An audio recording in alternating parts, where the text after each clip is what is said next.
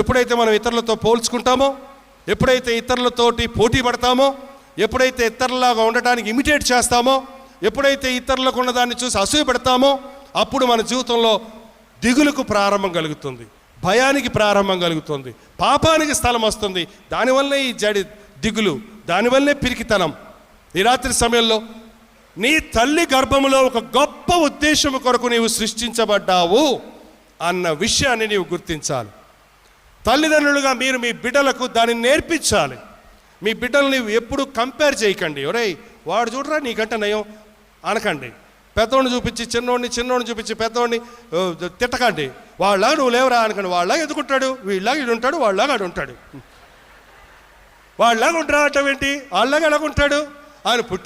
ఆయనకు దేవుడు వేరేలా పుట్టించాడు అతన్ని, ఇతన్ని వేరేలా పుట్టించాడు, నిన్ను వేరేలా పుట్టించాడు. నన్ను ఎలా పుట్టించాడో దేవుడు, నేను అలా బ్రతికిన